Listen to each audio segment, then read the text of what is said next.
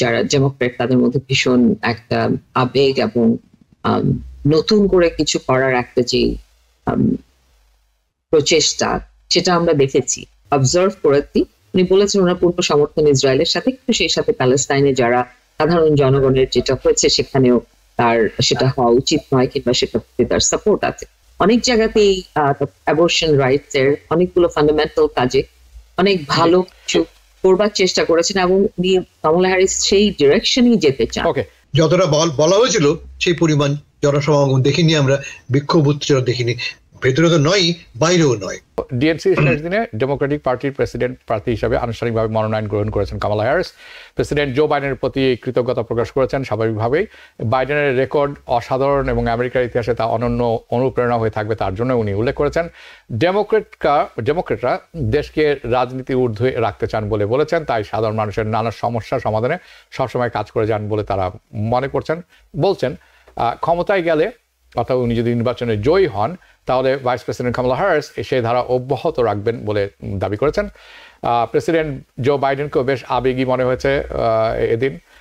বক্তব্যের এক পর্যায়ে তিনি হয়তো একটু বলেছেন তিনি অনেক ভুল করেছেন, অবশ্যই ভুল করেছেন, তবে দেশের জন্য তিনি নিজের সেরাটাই দিয়েছেন এবং হ্যারিসকে সমর্থন দিয়েছেন। এ পর্যন্ত মিশেল ওবামা প্রেসিডেন্ট ট্রাম্পের জন্য নয়, তিনি নিজের একজন কৃষ্ণাঙ্গ মহিলার জন্য সরে দাঁড়িয়েছেন, এরকমও তিনি বলেছেন। প্রশ্ন আপনার কাছে, এবারে ডিএনসি ছিল কামালা হ্যারিস, কামালা মুখ, নতুন মুখ, তবে কামালা হ্যারিস বদলে যদি জো বাইডেন থাকতেন সেখানে, তখনও কি আপনি মনে করেন ডিএনসি এতটা সাড়া ফেলতে পারতো? ধন্যবাদ আপনাকে। ডিএনসির এই এবারে যে কনভেনশন ছিল, যেটা আমার মনে হয় সকলেরই নজরে যেটা পড়েছে, সেটা হচ্ছে যে ভীষণ রকমের একটা উত্তেজনা, কিংবা মানুষের মধ্যে যে একটা যারা ডেমোক্রেট তাদের মধ্যে ভীষণ একটা আবেগ এবং নতুন করে কিছু করার একটা যে প্রচেষ্টা, সেটা আমরা দেখেছি। যেটা কিছুদিন আগ পর্যন্ত কিন্তু ডেমোক্রেট পার্টির মধ্যে যখন বাইডেনের নির্বাচনে থাকার কথা ছিল, সে সময় পর্যন্ত কিন্তু আমরা এই ভাবটা দেখিনি। আর গতবার আমরা যদি বিগত কয়েকটি ডিএনসির সাথেও তুলনা করি, আমার মনে হয় যে ঠিক ওবামা যখন ক্যান্ডিডেট হয়েছিল, যেরকম একটা বিরাট উদ্দীপনা নিয়ে, আশা নিয়ে সবাই কনভেনশনে গেছে, সেরকমই একটা ব্যাপার এবারের কনভেনশনে নোটিস করা গেছে। এবং অনেক দিক থেকেই তারা ভীষণ রকমের আনট্রেডিশনাল ওয়েতে, কিংবা ভীষণ অন্যরকম ভাবে এবারের কনভেনশনটাকে ঢেলে সাজিয়েছেন আমি বলবো। তো কামালা হ্যারিস নতুন মুখ নয় ডেমোক্রেটদের কাছে, কিন্তু দেশের সাধারণ মানুষের কাছে কিংবা অনেকের কাছেই, যদিও উনি ভাইস প্রেসিডেন্ট ছিলেন এতদিন ধরে, এখনো আছেন, সেই সময় হলেও কিন্তু তার ব্যক্তিগত জীবন কিংবা তাকে অ্যাজ এ পার্সন ততখানি ফোকাস দেবার সুযোগ হয়নি যখন তিনি ভাইস প্রেসিডেন্ট ছিলেন, এখন কিংবা আছেন। এই সময় অ্যাজ এ প্রেসিডেন্ট ক্যান্ডিডেট কিংবা নতুন করে বাইডেনের জায়গাটিতে তাকে যখন দেওয়া হয়েছে, সেটা সকলেরই একটা অনেক ব্যাপারে আগ্রহ আছে তার সম্বন্ধে জানতে, কিংবা তার পলিসির দিক থেকে আমরা সকলেই জানি যে সেটা কোনো তেমন বড় পরিবর্তন কিছু আনবে না, কিংবা তারা তেমন কথাও বলেননি। আমি যেটা লক্ষ্য করেছি যে তার নিজের ব্যক্তিগত জীবনটায় কিভাবে তিনি সাধারণ মানুষের সাথে নিজেকে রিলেট করতে পারেন, সেদিকটাতে অনেকখানি এমফাসাইজ করেছেন। And she gave the opportunity, কিংবা নিজেকে নিজেভাবে এক্সপ্রেস করতে চেয়েছে who is she as a Kamala Harris, as an individual, কোথা থেকে তার ব্যাকগ্রাউন্ড এন্ড সাধারণ মানুষের সাথে সে করে কানেক্ট করতে পারে, তার নিজের জীবনের কথা, তার মায়ের কথা, সেটা অনেকখানি হাইলাইটেড হয়েছে। পলিসির ব্যাপারে যে কথাগুলো বলেছে আমার মনে হয় সেগুলো খুব এক্সপেক্টেড ছিল, সেটা জো বাইডেনের পলিসি থেকে খুব বেশি শিফটেড কিছু বলেনি। যেমন প্যালেস্টাইনের ব্যাপারে, ইসরায়েল ইস্যুতে অনেকেরই হয়তো আশা ছিল যে সেখানে হয়তো আরো কোনো কিছু এমফাসাইজ হতে পারে, কিন্তু আমি যতখানি অবজার্ভ করেছি, উনি বলেছেন ওনার পূর্ণ সমর্থন ইসরায়েলের সাথে, কিন্তু সেই সাথে প্যালেস্টাইনে যারা সাধারণ জনগণের যেটা হয়েছে সেখানেও তার সেটা হওয়া উচিত নয়, কিংবা সেটা তার সাপোর্ট আছে। তো এই পলিসির ব্যাপারটিতে যদিও কনভেনশনের বাইরে বিরাট প্রোটেস্ট চলছিল প্যালেস্টাইনের পক্ষে, তো সেখানে কিন্তু জো বাইডেনের যে নীতিমালা, তার থেকে খুব দূরে কিছু আমরা আশা করব না, কিংবা করা উচিত নয়। তো ওভারঅল যে এই ব্যাপারটা হচ্ছে, যারা আপনি যেটা বললেন যে Biden try to give his best, and এই পর্যন্ত যদি আমরা ডোনাল্ড ট্রাম্পের সাথে এখন তুলনা করি, কিংবা যে পরিস্থিতিতে তিনি ক্ষমতায় এসেছেন, কিছু কিছু ব্যাপারে থাকবে, কিন্তু ওভারঅল যা কাজ হয়েছে সেখানে এখন ইনফ্লেশন যদি আমরা দেখি, আনএমপ্লয়মেন্ট রেট, কিন্তু ওভারঅল ইকোনমিক কন্ডিশন, অনেক জায়গাতেই অ্যাবর্শন রাইটস এর অনেকগুলো ফান্ডামেন্টাল কাজে অনেক ভালো কিছু করবার চেষ্টা করেছেন, এবং কমলা হ্যারিস সেই ডিরেকশনই যেতে চান, বাইরে কোথাও যেতে চাচ্ছেন না বলে আমার মনে হয়। হ্যাঁ, তার মানে হচ্ছে যে আপনি মনে করেন যে এই যে উৎসাহ উদ্দীপনা আমরা দেখলাম, এটা এই কমলা হ্যারিস নতুন মুখ থাকার কারণে বেশ কিছু মানে এনার্জাইজ বেস আমরা দেখতে পেয়েছি ডিএনসি, তাই তো মনে করেন আপনি? না, এটা দুটো কারণ আছে, দুটো তিনটে আমি বলবো। যে এখানে একটা কারণ হচ্ছে, যেহেতু ডেমোক্রেট, যদি এখন ট্রাম্প ভার্সেস বাইডেনকে নিয়ে কথা হয়, যে আমাদের দুজন ক্যান্ডিডেট সামনে ছিল, সাধারণ মানুষের কিংবা ডেমোক্রেটদের মধ্যে যেটা ভয় ছিল যে ট্রাম্পকে যদি ইলেকশনে না আনতে হয়, প্রেসিডেন্সিয়াল ইলেকশনে না জিততে দেওয়া যায়, তাহলে বাইডেনের বয়সটাকে নিয়ে অনেক ফ্যাক্টর করা হয়েছিল, যে তার এইজটাকে বড় একটা ফ্যাক্টর করেছে। সেখানে তিনি অ্যাডভান্টেজ সেটা এনার্জাইজ করেছে, যে কমলা হ্যারিস উনি দিয়েছেন, এবং she is in the younger pool, জেনজিরা অনেক বেশি এনার্জাইজ হয়েছে। এটা একটা ফ্যাক্টর এনার্জাইজ করবার জন্য আমার মনে হয়। আর সেই সাথে বিভিন্ন ডাইভার্স কমিউনিটির, এটা first she is going to B the, যদি তিনি প্রেসিডেন্ট হন, first female president, plus first African American, Indian American, তো ইন্ডিয়ান, সে অনেকগুলো ঘটনা এখানে জড়িত হয়েছে তার এই ক্যান্ডিডেটসি পেছনে।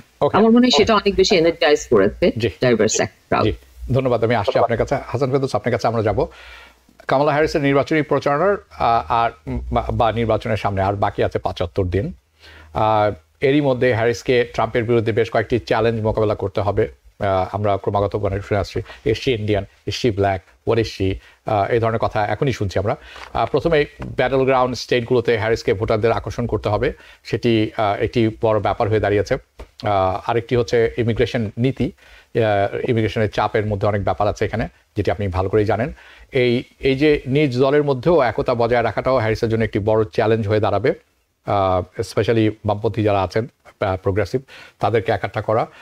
অনেকেই অনেক কিছু শুনতে চাচ্ছিলেন তার কাছে, স্পেশালি প্যালেস্টাইনের ব্যাপারে। বাইরে আমরা শুনলাম কিছুক্ষণ আগে যে ব্যাপক বিক্ষোভ চলছিল, সেটিরও কোনো একটা ভালো সুরা হয়েছে বলে আমি মনে করি না ডেমোক্রেটিক দিক থেকে। কিন্তু অনেক চ্যালেঞ্জ তার সামনে 75টি দিন আছে, অনেকগুলো চ্যালেঞ্জ আছে। আপনি আর আমি কিছুক্ষণ আজ কথাও বলেছিলাম। প্রথম একটি শি ইজ ওমেন, আমরা কিছুক্ষণ আয়শা দেওয়ার কাছে শুনলাম, একজন মহিলা মানুষ। আমেরিকা কি তৈরি কিনা একটা মহিলা প্রেসিডেন্টের জন্য, ইন্ডিয়ান অরিজিন, এটা একটা ব্যাপার। ট্রাম্প অলরেডি তাকে স্মিয়ার করছেন বিভিন্ন চ্যালেঞ্জে। সামনে ইকোনমিক এবং ইমিগ্রেশন চ্যালেঞ্জও আছে, যেটি অনেক বড় চ্যালেঞ্জ আমি মনে করি। কেউ ইমিগ্রেশনের ধারে কাছে দিয়েও যেতে পারেনি। আমি শুনবো আপনার কাছে। ধন্যবাদ হাবিব ভাই, সবাইকে শুভেচ্ছা। আমি শেষ থেকে শুরু করি, গাজা নিয়ে। যে আমরা সবাই ভাবছিলাম যে গাজা নিয়ে এই সম্মেলনটা 1968-এর মতো অবস্থা দাঁড়াবে। যাদের মনে আছে 1968-এ শিকাগোতে ডেমোক্রেটিক কনভেনশনে দল উপদলে বিভক্ত এর ইতিমধ্যে রক্তারক্তি কাণ্ড অবস্থা হয়েছিল কনভেনশন হলের ভেতরে। এবার তা হয়নি। ইনফ্যাক্ট আপনি যেটা বললেন অনেক বিক্ষোভ, আসলে তা নয়, বড় 2-3 হাজার লোক জড়ো হয়েছিল। ফলে যতটা বলা হয়েছিল সেই পরিমাণ জনসমাগম দেখিনি আমরা, বিক্ষোভ উত্তেজনা দেখিনি, ভেতরে তো নয় বাইরেও নয়। কমলা কি করলেন খুব ইন্টারেস্টিং, আপনারা লক্ষ্য করেননি। দুটো জিনিস করেছেন কমলা। প্রথমত কমলা অ্যাকনলেজ করেছেন যে ইসরায়েলকে আমরা সর্বাত্মক সাহায্য দেব। এইটা ছাড়া আমেরিকায় কোনো রাজনীতিবিদের পক্ষে সার্ভাইভ করা সম্ভবপর নয়। আপনাকে থাকতে হবে ইসরায়েলের পাশে। কারণটা আমি ব্যাখ্যা করছি, আপনারা জানেন, বোঝেন। কিন্তু পাশাপাশি কমলা প্রথমবারের মতো অ্যাজ এ ক্যান্ডিডেট বলছেন কি, তিনি প্যালেস্টাইন জনগণের আত্মনিয়ন্ত্রণ অধিকার সমর্থন করেছেন। তিনি স্পষ্ট করে বলছেন সেলফ ডিটারমিনেশন। ইসরায়েলের ভেতরে কিন্তু নেতানিয়াহু নিজে এবং তার ক্যাবিনেট বা দেশের ভেতরেও কেউ কিন্তু প্যালেস্টিনিয়ানদের আত্মনিয়ন্ত্রণ অধিকারের সমর্থক নয়। আমেরিকা বারবার বলেছে বটে 2 স্টেট সলিউশন, কিন্তু এত স্পষ্টভাবে কোনো ক্যান্ডিডেট এর আগে বাইডেন নিজেও স্পষ্ট করে বলেননি। ফলে কমলা আমার বিবেচনায় নিজেকে বাইডেন থেকে সেপারেট করে ফেলেছেন তার এই বক্তব্যের ভেতর দিয়ে। ইনফ্যাক্ট যদি আপনি আবার শুধু বলবো আমি তার বক্তব্যটুকু, যতটুকু তিনি বলেছেন ইসরায়েল নিয়ে, তার চেয়ে অনেক বেশি বলেছেন তিনি প্যালেস্টাইনের জনগণের দুঃখ দুর্দশা, তাদের বর্তমান হতশ্রী অবস্থা নিয়ে। এটা একটা ব্যাপার। এই যে কনভেনশনে গেল, সবচেয়ে বড় তফাৎটা কি? আমরা 3 সপ্তাহ আগে দেখেছি রিপাবলিকান কনভেনশন। রিপাবলিকান কনভেনশনের মূল বক্তব্য ছিল গ্রিভেন্সেস, ট্রাম্প সাহেবের ব্যক্তিগত গ্রিভেন্সেস। আমি গত নির্বাচনে জিতেছি, আমাকে আমার নির্বাচন চুরি করে নেওয়া হয়েছে, ইত্যাদি ইত্যাদি। ঠিক এখানে উল্টো, পুরো কনভেনশনে ছিল আনন্দ মুখর, জয়। আপনারা যারা ওপ্রা উইনফ্রি দেখেছেন, ওপ্রা গান করে বলেছে জয় জয় জয়। 1 নম্বর। 2 নম্বর, ফ্রিডম। তারা বিয়ন্সের গান ফ্রিডম ব্যবহার করেছে এবং বারবারই ফোকাস করেছে কিসে? ফ্রিডম। ফ্রিডম বলতে তার কি বোঝাচ্ছে? 1 নম্বর তো অবশ্যই তো বটে। কিসের ফ্রিডম? আমি নারী, আমার দেহের ব্যাপারে সিদ্ধান্ত আমি নেব, রাষ্ট্র নয়, সরকার নয়, আমার কংগ্রেসম্যান নয়, আমি নেব, মাই ফ্রিডম। আমি ভবিষ্যতে কোন পথে চলবো, আমার সকল স্বাধীনতা নিশ্চিত করবে এই দাবি। ফলে ফ্রিডমটা ছিল এই সম্মেলনের ওভাররাইডিং স্লোগান। এটা 2। 3 নম্বর, হোপফুলনেস। ট্রাম্প সাহেবের স্লোগান কি? Make America great again. মানে গতকাল আমেরিকা অনেক মহৎ ছিল, আর সেখানে হ্যারিস কি বলছেন? We are not going back. আমরা পেছনে ফিরে যাব না, আমরা গতকালে ফিরে যাব না, আমরা লুকিং ফরওয়ার্ড, সামনে তাকাচ্ছি আমরা। বলে totally different convention from the one that Trump held গেল। আপনি বলেছেন চ্যালেঞ্জের কথা। অফকোর্স, প্রথমত হ্যারিসকে সবাই ভালো করে চিনিও না আমরা।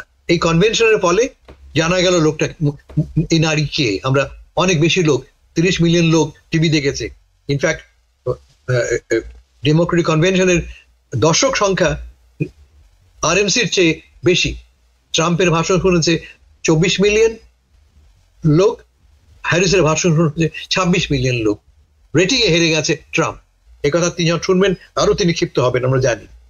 তো তার প্রধান চ্যালেঞ্জ হচ্ছে নিজেকে পরিচয় করে দেয়া, আমি কে। তিনি কি বলছেন? আমি একজন সাধারণ আমেরিকান, তোমার মতো মানুষ। আমি একজন ইমিগ্রেন্ট, আমি খেটে খাওয়া মানুষের সন্তান, আমি তোমার মতো কষ্টে সিঙ্গেল মাদার পরিবারে বড় হয়েছে আমি, এবং দেখো আমি কোথায় আজকে এসেছি। এটা একমাত্র আমেরিকাতেই পসিবল, যেখানে আমার মতো একটা পরিবার থেকে আসা মানুষ বিশ্বের সবচেয়ে পাওয়ারফুল নেতা হতে পারে, ব্যক্তি হতে পারে। এবং এটা তিনি খুব কনভিনসিংলি কনভে করেছেন আমাদেরকে, সাকসেসফুলি কনভে এটা করেছেন। ফলে প্রথম চ্যালেঞ্জ তিনি মিট করেছেন। সেকেন্ড চ্যালেঞ্জ হচ্ছে কি, ট্রাম্প সাহেব অলরেডি বলা শুরু করেছেন যে হ্যারিস অনেক বেশি লিবারাল, র্যাডিক্যাল। তাকে বলছেন তিনি কমিউনিস্ট, তার নাম দিয়েছেন তিনি কমরেড কমলা, বামপন্থী বলে। হ্যাঁ, কোনো সন্দেহ নেই। ট্রাম্পের বাইডেন তো নয়, কমলা হ্যারিসের যে ইকোনমিক পলিসি অনেক বেশি প্রগ্রেসিভ, যেখানে তিনি বলছেন তিনি রাষ্ট্রযন্ত্রকে ব্যবহার করবেন মানুষের ভাগ্য উন্নয়ন করবার জন্য। যেখানে রিপাবলিকানরা রাষ্ট্রের ভূমিকা কমিয়ে আনতে চায়, সেখানে ডেমোক্রেটরা বলছে না, আমরা রাষ্ট্রের যন্ত্রকে, সরকারকে ব্যবহার করব মানুষের ভাগ্য উন্নয়নে। Big difference. এবং সে অর্থে যদি আপনি বলছেন সে র্যাডিক্যাল, ফাইন, কোনো সমস্যা নেই। কিন্তু যেভাবে ট্রাম্প আক্রমণ করছেন, রেসিস্ট মন্তব্য করছেন, আমার মনে হয় সেটা স্টিক করছে। ফাইনাল বলি আমি, 2টো বড় চ্যালেঞ্জ আপনি উল্লেখ করেছেন। ট্রাম্পের পক্ষে, আমেরিকার অধিকাংশ মানুষ মনে করে যে ইকোনমি অ্যান্ড ইমিগ্রেশন এই 2টো ইস্যুতে অনেক ভালো হ্যান্ডেল করতে পারবেন ডোনাল্ড ট্রাম্প সাহেব। এখন পর্যন্ত 45% আমেরিকান মনে করে এই 2 ইস্যুতে অনেক বেশি সাকসেসফুলি হ্যান্ডেল করতে পারবেন ট্রাম্প। সেখানে যদি কমলা হ্যারিসের কথা ওঠে, মাত্র 41%। ব্যবধান এখনো আছে 2টো। কিন্তু পক্ষে কি আপনি উল্লেখ করেছেন? অ্যাবর্শন। ও অ্যাবসলিউটলি অ্যাবর্শন। অ্যাবর্শন মানেটা কি? মাথা রাখতে হবে যে আমেরিকার সবচেয়ে বেশি ভোটার কারা? নারীরা। কিন্তু সবচেয়ে বেশি নাম্বার অফ ভোটার্স আমেরিকায় নারীরা। এবং গত 3টি নির্বাচনে যে ট্রাম্প হেরেছেন, তার মূল কারণই হচ্ছে আমেরিকার নারী ভোটাররা। এবং এবারও অ্যাবর্শনের কারণে কোয়াইট লাইকলি ট্রাম্প হেরে যাবেন। 2 নম্বর, ডেমোক্রেসি। 2020 সালে 2022 সালে দেখেছি আমরা, প্রধান স্লোগান ছিল কি? Democracy under threat. এবার কিন্তু আমরা শুনিনি সে কথা। সরাসরি বলেননি একবারও বাইডেনের মতো কমলা হ্যারিস ডেমোক্রেসি আন্ডার থ্রেট। তিনি বলছেন কি যে আমরা ডেমোক্রেসিকে আপহোল্ড করব, ট্রাম্পকে উল্লেখ না করে। ট্রাম্পকে তার আক্রমণ করেছেন কি বলে যে ট্রাম্প স্বার্থপর। কমলা বলছে যে আমি তোমার জন্য, আমি তোমার লোক। আর ট্রাম্পকে যে সারা জীবন শুধুমাত্র একজন ক্লায়েন্টকে সার্ভ করেছে, সে কে? তিনি নিজে। আর কমলা বলছেন কি আমি এখন প্রথম পাবলিক প্রসিকিউটর হলাম, আমি যে কি বললাম জাজকে, জাজ কমলা হ্যারিস ফর দ্য পিপল, আমি ফর দ্য পিপল, এবং এখন পর্যন্ত আমার একমাত্র ক্লায়েন্ট তোমরা।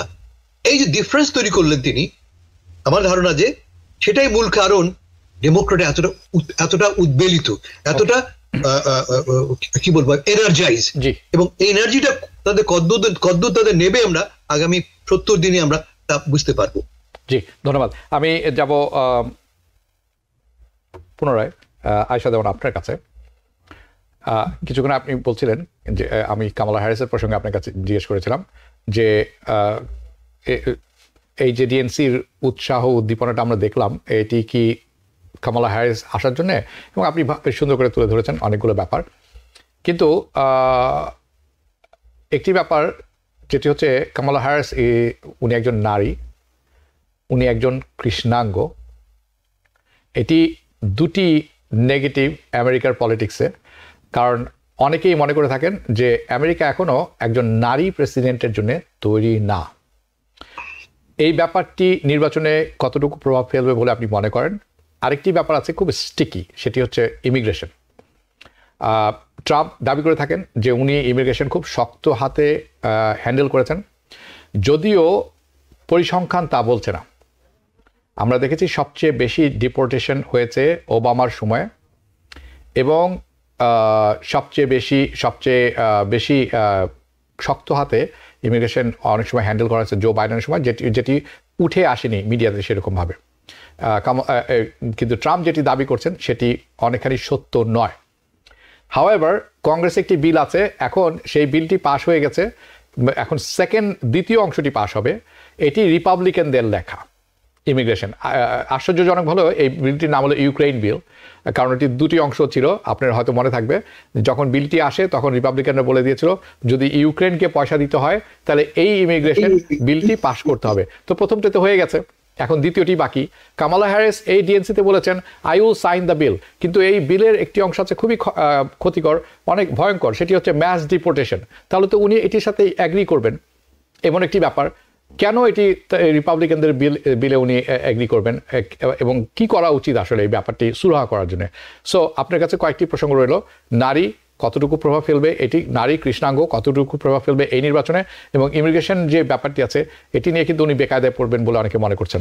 বলুন। ধন্যবাদ আবারও।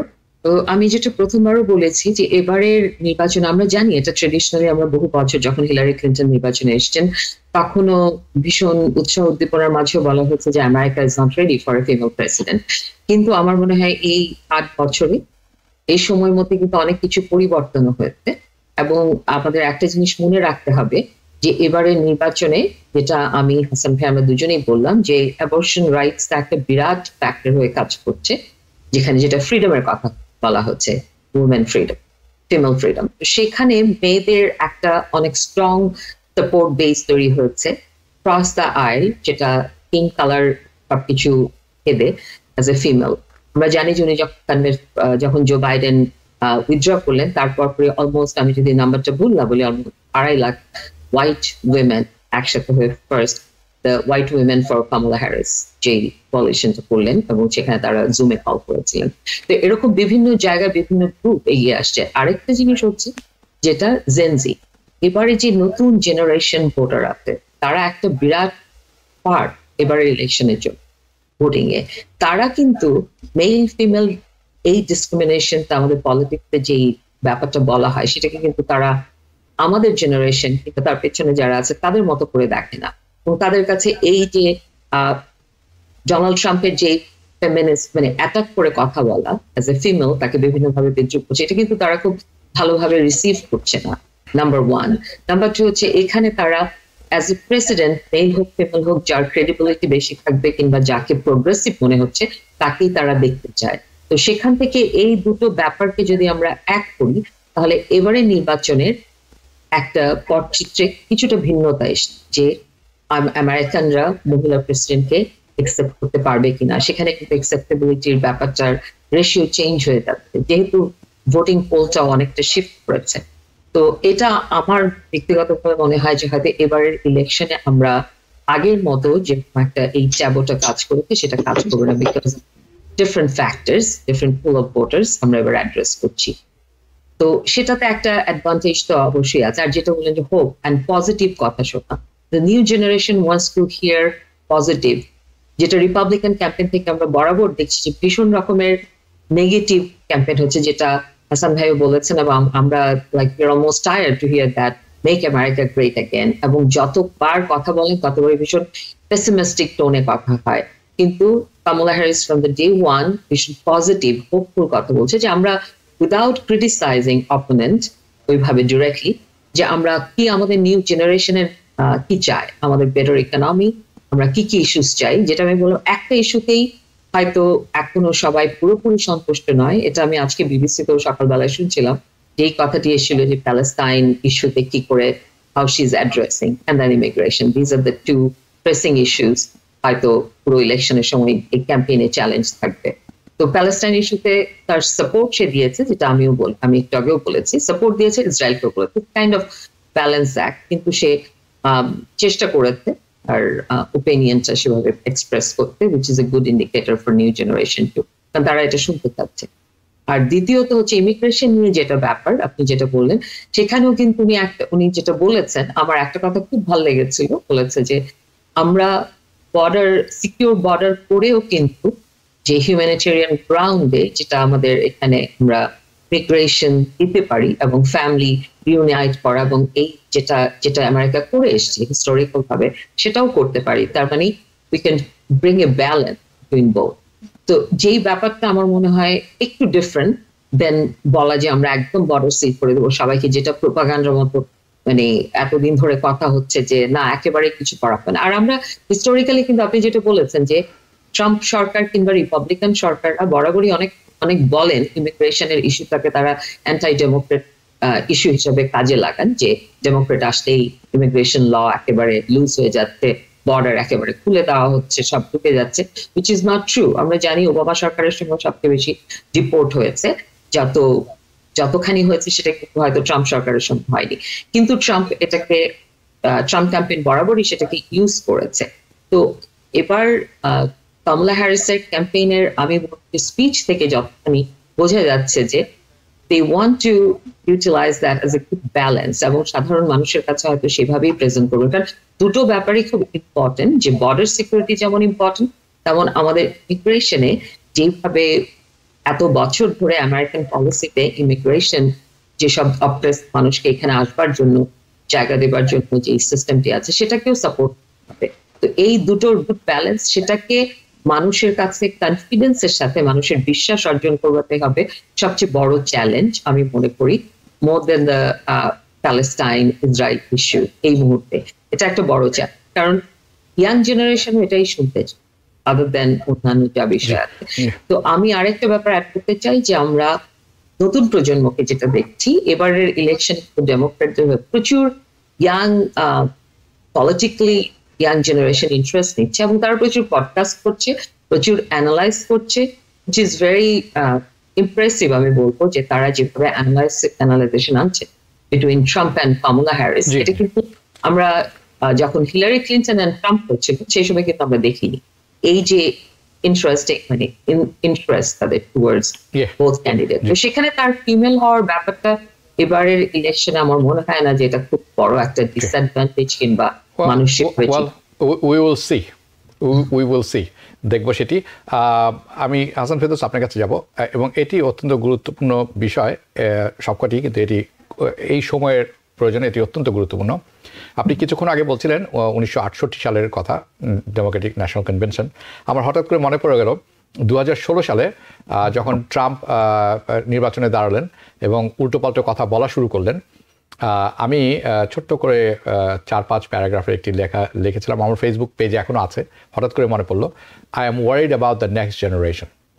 I'm still worried about the next generation. That hasn't changed. এবং সেই লেখাটি ছিল এই ডেমোক্রেটিক কনভেনশন নিয়েই, এবং সাথে আমি ট্রাম্পের কথা বলেছিলাম যে ট্রাম্প যেরকম তখন মুসলিম বিদ্বেষী জিনিসটা তার মধ্যে প্রকট ছিল এবং প্রবলভাবে উনি ম্যানিপুলেট করেছিলেন সেটি, এবং অ্যান্টি ইমিগ্রেশন সেটি এখনও চেঞ্জ হয়নি। আপনারা দুজনেই এই ব্যাপারটি কথা বলছেন, nothing has change for him, he is me, আপনি যেটি বলেন আমি, এটি এখনও চেঞ্জ হয়নি। এখন এরই মধ্যে আরেকটি নতুন প্রসঙ্গ চলে এসেছে, সেটি হচ্ছে প্রজেক্ট 2025। অনেকেই শুনেছেন কথাটি, কিন্তু অনেকের কাছেই পরিষ্কার না প্রজেক্ট 2025 জিনিসটি কি, কেন রিপাবলিকানরা এটি করার চেষ্টা করছেন, এবং ট্রাম্প অস্বীকার করেছেন যে উনি এটির সাথে জড়িত না। যখন ওনার নাম চলে আসলো, এখন উনি অস্বীকার করছেন যে উনি না এটার সাথে, কিন্তু বিভিন্ন পাতায় আমি দেখেছি ট্রাম্পের নাম লেখা আছে এই ডকুমেন্টে। 327 নম্বর পেজে আমি দেখেছি, 9 নম্বর পেজে দেখেছি। আমি আপনার কাছে শুনতে চাই প্রজেক্ট 2025টি কি, কেন, এবং কেন এটি খুবই ভয়ঙ্কর, এটি হলে কি হতে পারে। জি ধন্যবাদ। এই প্রজেক্ট 25 একটি নীল নকশা ট্রাম্প প্রশাসনের পরবর্তী 4 বা 8 বছর বা বিয়ন্ড, এই 8 বছরের বাইরে আরো দীর্ঘ সময় যদি তারা ক্ষমতায় থাকে, তারা কিভাবে দেশ শাসন করবে তার একটা ব্লু প্রিন্ট কেমন তৈরি করেছে হেরিটেজ ফাউন্ডেশন, আমেরিকার খুব কনজারভেটিভ একটি বিখ্যাত থিঙ্ক ট্যাঙ্ক। এবং এই প্রজেক্টের পেছনে কাজ করেছে প্রায় 33 জন ট্রাম্প প্রশাসনের প্রাক্তন কর্মচারীরা, যারাই ট্রাম্পের সঙ্গে কাজ করেছেন এমন 33 জন এই প্রজেক্টের সঙ্গে জড়িত। এবং প্রথম দিন থেকে এটি ট্রাম্পকে মাথায় রেখে তৈরি করা। ইনফ্যাক্ট গত সপ্তাহে এই প্রজেক্টের যিনি ডিরেক্টর, তিনি এক ভিডিও সাক্ষাৎ, তার অজ্ঞাতে ভিডিও নেওয়া হচ্ছিল, একটি ব্রিটিশ মিডিয়া কোম্পানির সাথে তিনি সাক্ষাৎকার কথা বলছিলেন, তিনি জানতেন না যে রেকর্ডেড হচ্ছে, এবং তিনি স্বীকার করেছেন যে এই প্রজেক্টের পেছনে বড় ব্লেসিং দিয়েছেন ডোনাল্ড ট্রাম্প সাহেব। যে মুহূর্ত থেকে ডেমোক্র্যাটরা আক্রমণ করা শুরু করলো এই প্রজেক্ট 2025কে, তখন থেকে ট্রাম্প নিজেকে এই প্রজেক্ট থেকে দূরে সরিয়ে আনার চেষ্টা করছেন। কিন্তু দূরে সরিয়ে আনা খুব ডিফিকাল্ট, কারণ হচ্ছে যে ট্রাম্পের যে সমস্ত পলিসি ডিক্লারেশন তার সবগুলি কিন্তু এই প্রজেক্টের মধ্যে আছে। মূল লক্ষ্যটা কি? মূল লক্ষ্য হচ্ছে ট্রাম্পকে একজন সর্বক্ষমতাময় প্রেসিডেন্ট হিসেবে দাঁড় করানো। আপনারা জানেন যে কয়েক মাস আগে সুপ্রিম কোর্ট অলরেডি সিদ্ধান্ত দিয়েছে যে প্রেসিডেন্ট থাকাকালে প্রেসিডেন্টের বিরুদ্ধে কোন রকমের ক্রিমিনাল অফেন্সের জন্য, কোন ক্রিমিনাল অফেন্স অভিযোগে তাকে দোষী সাব্যস্ত করা যাবে না, তিনি ইমিউন, তিনি ধরাছোঁয়ার বাইরে। এই যে প্রজেক্ট 25, তাতে এই কথাটা মাথায় রেখে এমন ভাবে সাজানো হয়েছে যার ফলে ট্রাম্প প্রেসিডেন্ট নন, তিনি রাজা হয়ে উঠবেন। আমি দু একটা এক্সাম্পল দিই আমি।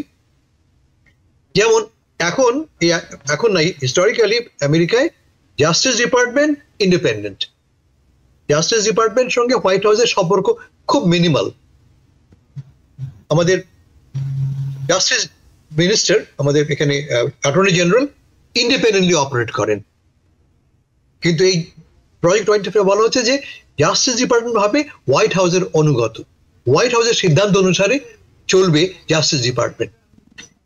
আমি আরেকটা এক্সাম্পল দিই আমি। এরা ওপেনলি পাবলিক শিক্ষার বিরুদ্ধে ক্যাম্পেইন এখানে উল্লেখ করা হয়েছে, এবং তারা শিক্ষা দপ্তরকে এলিমিনেট করার প্রস্তাব রেখেছে, বাতিল করে দিতে হবে। তারা ন্যাশনাল অ্যাবর্শন ব্যানের কথা বলেছে। আপনারা জানেন এখন অ্যাবর্শন নিয়ে তর্ক হচ্ছে, এবং সুপ্রিম কোর্টের সিদ্ধান্তের পরে এখন রাজ্য পর্যায়ে, অঙ্গরাজ্য পর্যায়ে যার সবাই সিদ্ধান্ত নিচ্ছে। কিন্তু এখানে প্রস্তাব করা হচ্ছে যে জাতীয়ভাবে সেন্ট্রালি ন্যাশনাল অ্যাবর্শন ব্যান করা হবে।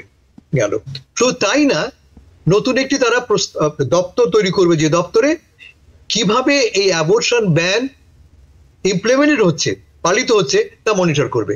মানে একজন নারীর শরীরের উপরে সার্বক্ষণিক পর্যবেক্ষণ করবে কে? সরকার, রাষ্ট্র। গেল সবচেয়ে বড় ভয় আমার কাছে যে এতে খোলামেলা ভাবে বলা হয়েছে যে ট্রাম্প মানে পরবর্তী প্রেসিডেন্ট এই প্রজেক্ট নীল নকশা অনুসারে ফেডারেল ওয়ার্কফোর্সকে ঢেলে সাজাবেন। ফেডারেল ওয়ার্কফোর্স তিনি প্রয়োজন মতো 1/3 কেটে দেবেন। কেন? তারা যথেষ্ট লয়াল নয় বলে। এদের জায়গায় লয়ালিস্ট এমন অন্তপক্ষে 50,000 মিনিমাম 50,000 নতুন লোককে অ্যাপয়েন্টমেন্ট দেওয়া হবে, যারা ট্রাম্পের প্রতি, ট্রাম্প মানে পরবর্তী প্রেসিডেন্টের প্রতি ব্যক্তিগতভাবে অনুগত থাকবেন। আমি আরো বেশি বলতে আমি চাই না। মধ্য কথা দাঁড়াচ্ছে এই যে এমন এক রাষ্ট্র ব্যবস্থা গড়ে তোলা যে রাষ্ট্র ব্যবস্থায় প্রেসিডেন্ট হয়ে উঠবেন রাজা। রাজা মানে যার ক্ষমতার কোনো সীমা পরিসীমা নেই, যা খুশি তিনি করতে পারেন। যদি এই প্রজেক্ট বাস্তবায়িত হয় তাহলে আমেরিকার যে চরিত্র, গণতান্ত্রিক চরিত্র, তা সম্পূর্ণ বদলে যাবে। ফলে যেভাবে হোক, যে কোনো মূল্যে হোক, এই প্রজেক্টকে রুখতেই হবে। নিউ ইয়র্ক থেকে সম্প্রচারিত TVN 24 টেলিভিশন বিশ্বজুড়ে বাঙালির কণ্ঠস্বর।